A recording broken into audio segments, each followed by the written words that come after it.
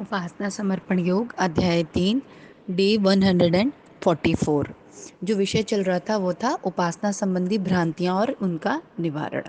तो विषय ऑलमोस्ट समाप्त हो गया है, आज और लेंगे तो एकदम हमको क्लैरिटी आ गई इस टॉपिक के माध्यम से कि भ्रांतियां सबसे ज़्यादा उपासना को लेके जो वो एक जो भ्रांति जो सबसे ज़्यादा कॉमन है कि हर चीज़ को भौतिक जगत में जो हमारे प्रारब्धों से संबंधित इवेंट्स आ रहे हैं हमारे सामने या हमारे अभी की गतिविधियों से संबंधित जो ये सब कुछ हम परमात्मा से जोड़ देते हैं कि ये भगवान की वजह से हुआ है, बुरा वाला, और अच्छा वाला स्वयं से जोड़ देते हैं। तो इसमें हमने क्या गलती करी? जब अच्छा वाला स्वयं से जोड़ दिया तो अहंकार की तृप्ति करी।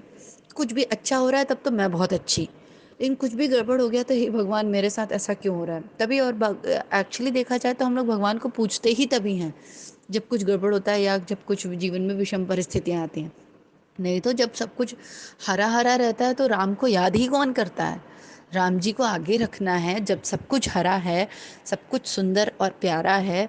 तो ये बोलना है कि ये देखो ये ईश्वर की देन है, ये ईश्वर की कृपा से है, ये उनकी अनुकंपा है।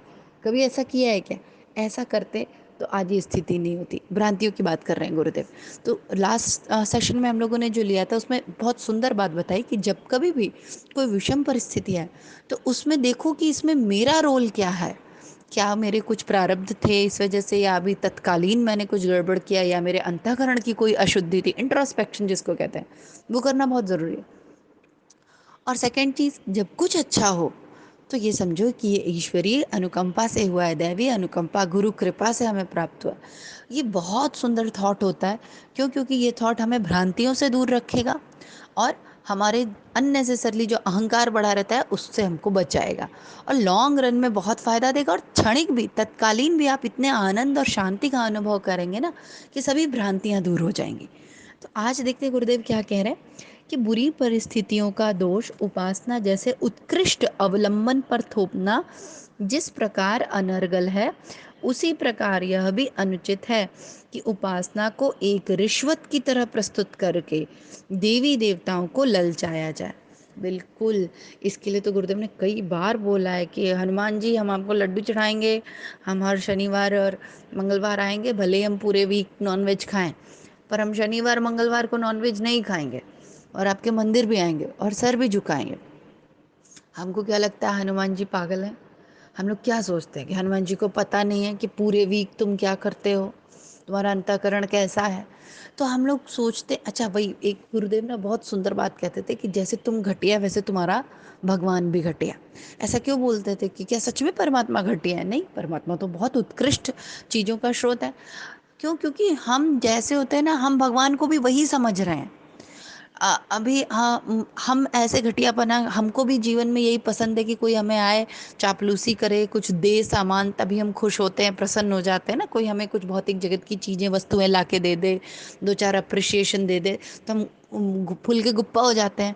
तो हमको लगता है कि अच्छा भगवान को भी इसी तरह प्रसन्न किया जा सकता है कि उनको भौतिक जगत की दो चार चीज़ें ला के दे दो और चढ़ावा चढ़ा दो और आरती वारती गा दो खूब, तो खूब खुश हो जाएंगे कि अरे वाह मेरी तो खूब वाह वाही। अरे वो भगवान है, रावण थोड़ी है वो अहंकार और मद में चूर कोई व्यक्ति थोड़ी है कि जिसको तुम अहंकार तृप्त कर दोगे और भौतिक जगत का माया का सामान ले जाके पकड़ा दोगे तो खुश हो जाएंगे। वो भगवान है, परमात्मा, ईश्वर है वो। पर हमने क्या किया? हमने ईश गुरुदेव इतना डांटते थे, लिटरली गुरुदेव की वाणियां हैं इस टॉपिक पर, कि हम परमात्मा को अपने स्तर पर ले आते हैं। जितनी गंदी नाली में हम खड़े हैं, हम भगवान को भी उतार के वहीं ले आते हैं, वहीं उसी लेवल का बना देते हैं। तो गुरुदेव कहते थे कि देवी देवताओं को ललचाना, रिश्वत देना, ये भी गलत है। ये भी उपासना की एक प्रकार की भ्रांति है जिसका निवारण होना चाहिए। कि क्या सच में ऐसे रिश्वत देने से और खूब ऐसे करने से भगवान प्रसन्न हो जाते हैं क्या? नहीं, वो भगवान है।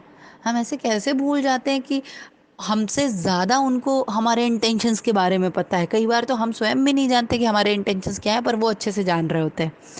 हमारा अमुक काम हो जाएगा तो इतनी राशि पूजा में खर्च करेंगे, इतना जप अनुष्ठान करेंगे, यह शर्तबद्ध प्रलोभन है।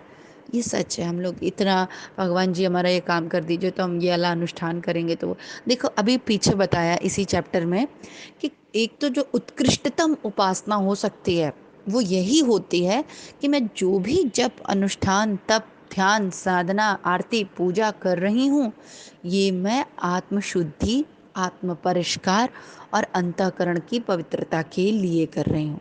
क्यों? क्योंकि ऐसा करने से मुझे दैवीय संसर्ग प्राप्त होगा। जैसे उनका ये कह सकते हैं कंपनी, गुड कंपनी में मैं रहूंगी तो मेरे अंतःकरण की शुद्धि अच्छे से और जल्दी हो जाएगी। क्यों? क्योंकि ईश्वर की कंपनी से अच्छी कंपनी और कोई हो नहीं सकती। क्योंकि ईश्वर उत्कृष्ट भावनाओं का, उत्कृष्ट विचारों का समुच्चय है। परमात्मा क्या होते हैं? उत्कृष्ट जितनी भी आदर्शवादी विचारणा भावना हो सकती है उनका समुच्चय। तो हमको उनका संसर्ग इसलिए लेना है, गायत्री मंत्र इसलिए जपना है, ध्यान इसलिए करना है, अनुष्ठान इसलिए करना है, उपासना इसलिए करनी है, जिससे हम उनकी कंपनी, हमारे इर्द गिर्द उनका ऑरा, उनके विचार बने रहे। स्वाध्याय इसलिए करना है कि हमारा अंतःकरण, ये तो मूल एकदम बेसिक बात हुई। फिर गुरुदेव ने कहा इसके अलावा भी अगर तुम थोड़ा बहुत संसारी सोचते भी हो तो उसमें यही सोचो कि अगर उपासना कर रहे हैं तो उससे कुछ नुकसान नहीं होगा, कुछ भला ही हो जाएगा हमारा और हम कुछ अच्छे पथ पर ही आगे बढ़ेंगे। पर ऐसा रिश्वत देना, भगवान को धमकी देना, भगवान जी हमने ये किया था आपने ये नहीं किया। एक बहुत अच्छी मूवी है ना, कौन सी थी, अक्षय कुमार की, गॉड वाली, मैं नाम एग्जैक्टली भूल रही हूँ। उसमें वही ना पॉलिसी, इंश्योरेंस कहते हैं, हाँ मैं भगवान के मंदिर में जाता था, वो वाले उसको इतना चंदा दिया मैंने, फिर वो वाली दुर्गा पूजा को इतना चढ़ाया, गणपति पे इतना चढ़ाया, हनुमान जयंती पे इतना चढ़ाया, तो ये सब मेरा प्रीमियम ही तो भर रहा था ना। तो मतलब वो ऐसे लड़ाई करता है ना, अरे बड़ा अच्छा गॉड, ऐसे मैं भूल ही गई एकदम से, बहुत कॉमन फेमस मूवी है, अक्षय कुमार है उसमें।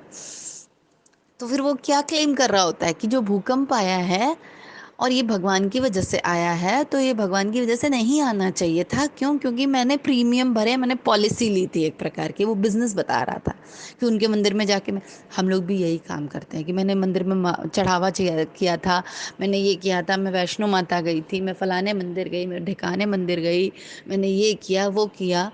वो आपने भगवान के ऊपर कोई एहसान नहीं कर दिया है। वो तो आप निर्लिप्त गायत्री माता को कोई फर्क नहीं पड़ता, आप कितनी भी माला जपो, गायत्री माता ही रहेंगी। उनकी शक्ति, ईश्वर तो निराकार होते हैं ना। ये प्रतिमाएं और अलंकारिक वर्णन तो हम अपनी सहूलियत के लिए बनाते हैं ना, जिससे हम कनेक्ट कर पाए। तो गायत्री माता को तो इससे कोई प्रभाव नहीं पड़ता कि आपने कितनी माला जपी, क्या किया, क्यों किया। हाँ, वो गायत्री मंत्र करने से गायत्री माता का जो प्रभाव, गायत्री मंत्र का जो प्रभाव है वो आपके हृदय में उतर आएगा, क्योंकि ये एक विज्ञान है ऊर्जा का, ये परमात्मा की शक्तियों का विज्ञान है। अध्यात्म एक विज्ञान होता है, जो कि पीछे भी गुरुदेव ने कई बार समझा है, पर हम उसको क्या करते हैं, अपने स्तर पे उतारकर कितना गंदा कर देते हैं। अब देखिए गुरुदेव भी यहाँ यही बोल रहे हैं कि रिश्वत देने की बात, दूसरे शब्दों में यह रिश्वत है जो पेशगी भी दी जाती है और बाद में भी अमुक मनोरथ पूरा होने की शर्त पर पेशगी या बाद में पूजा का प्रलोभन किसी को भी प्रस्तुत नहीं करना चाहिए। इसे दैवी शक्तियाँ अपनी अवमानना सोच सकती हैं और रुष्ट होकर वैसा कुछ भी कर सकती हैं, जैसे रिश्वत देने की पेशकश करने वालों के साथ कई प्रखरता संपन्न न्यायाधीश करते हैं। गुरुदेव देखिए कितना सुंदर लिख रहे हैं कि कई बार आप भी किसी, आप बहुत ईमानदार ऑफिसर को रिश्वत देने की कोशिश करिए, तो देखिए वो कितना गुस्सा होते हैं ना ईमानदार ऑफिसर। उल्टा आपको हो सकता है जेल भी हो जाए, क्यों? क्योंकि आप रिश्वत देने की कोशिश कर रहे थे या उनको करप्ट करने की कोशिश कर रहे थे। तो गुरुदेव क्या लिख रहे हैं, अब देखिए गुरुदेव भी हम लोगों को भी थोड़ा डराने के लिए ही लिख रहे हैं कि तुम लोग भी ये जो देवी देवताओं के साथ खिलवाड़ करते हो ना, कि ये कर दीजिए तो हम आपका ये काम करेंगे, ये वाला अनुष्ठान कर देंगे, इतना जप कर देंगे, नहीं तो ऐसा करेंगे वैसा करेंगे, ऐसा मत करो, नहीं तो देवी देवताओं को भी बुरा लग जाएगा। और कोई बहुत ईमानदार देवी देवता होते हैं ना, बहुत क्या सारे ही देवी देवता ईमानदार होते हैं, तो फिर वो ना, फिर तुम्हें इसकी सजा भी मिल जाएगी। फिर ऐसा लिखा है गुरुदेव ने कि रुष्ट हो जाएंगे और वैसा ही कुछ कर देंगे जैसे रिश्वत की पेशकश देने पर कई प्रखरता संपन्न न्यायाधीश करते हैं। रिश्वत लेना और देना दोनों ही जुल्म है। इसी प्रकार अमुक लाभ उपार्जित करने के लिए अमुक पूजा करने की पेशकश करना भक्ति की और भगवान की दुर्भाग्यपूर्ण दुर्गति के समान ही समझी जाएगी। उपासना करने वाले स्मरण रखें कि इस पुनीत अवलंबन का स्तर न गिराएं, भले ही उसे न करें। पूजा न करना उतना बुरी बात नहीं है जितना कि सड़ी नालियों में घसीट घसीट कर उसकी दुर्दशा और बदनामी करना, ये बिल्कुल सही है। कई बार गुरुदेव ने कहा पूजा बिल्कुल मत करो, आप चुपचाप अपने कर्म करो जो करते हो डेली रूटीन के। अपने बच्चे को देखो, घर को देखो, ऑफिस को देखो, समाज को देखो, मत करो पूजा, ये बेटर होगा। लेकिन ऐसी घटिया पूजा मत करो जिसमें आप बार बार देवी देवताओं को निकृष्टता में, गंदी नालियों में घसीट घसीट के ले आते हो, अपने जैसा निकृष्ट बना देते हो। मत करो। और उल्टा क्या करते हैं, बुद्धिजीवी वर्ग के लिए इतना गलत एग्जाम्पल भी सेट करते हैं कि भविष्य में वो कभी पूजा उपासना करना ही ना चाहें। आज की यंग जनरेशन जो थोड़ी लॉजिकल है, उनको ऐसी सारी बातें बताओ, वो एकदम आग बबूला हो जाते हैं। वो पूजा पे, उपासना से उनका समर्पण, विश्वास उठा जा रहा है, धर्म से उनका विश्वास उठा जा रहा है। पता है क्यों? ऐसे मूर्ख लोगों के कारण, जो उपासना को, पूजा को, भगवान को अपने जैसा एकदम छोटा निकृष्ट करके प्रस्तुत करते हैं। तो इन चीज़ों से बचें। इसी के साथ आज का ये विषय ही समाप्त हुआ। अध्याय 3 का जो विषय था कि उपासना संबंधी भ्रांतियाँ और उनका निवारण, और बहुत सुंदर विषय था। गुरुदेव ने कई तथ्य निकाले कि कैसे तंत्र और साधारण उपासना, भक्ति की उपासना और तंत्र की उपासना को एक करके देखा जाता है। फिर किस तरीके से हमारी ही जो दुष्प्रवृत्तियां हैं, या जो हमारे ही अंतःकरण की अशुद्धियां हैं, वो उपासना के क्रम को कैसे दूषित कर देती हैं। तो इन सभी चीज़ों से बचें। उपासना मूल रूप से बहुत पवित्र चीज़ है और पूर्ण रूप से इंटरनल आत्मोत्कर्ष से संबंधित है। इसका हमारे भौतिक जगत से कोई खास संबंध होता नहीं है, जैसा कि गुरुदेव ने पीछे भी लिखा है। पर जबरदस्ती हम संबंध बिठाने की कोशिश करते हैं और फिर भगवान लोगों को बुरा भला कहते हैं। जबरदस्ती अपने भौतिक जीवन से उपासना का संबंध ना जोड़ें। उपासना पूर्ण रूप से आपको एक अलग तल पर ही लाके, उसका डायमेंशन ही अलग है। अभी हम यहाँ 3D में खड़े हैं, तो 3D में यहाँ पे जितनी भी चीज़ें दिखाई पड़ रही हैं, ये हमारे प्रारब्धों और कर्मों के अनुसार है, या अभी करंट के पुरुषार्थ के अनुसार। और करंट का पुरुषार्थ करने के लिए परमात्मा ने सबको शरीर, मन, बुद्धि सब कुछ दिया हुआ है।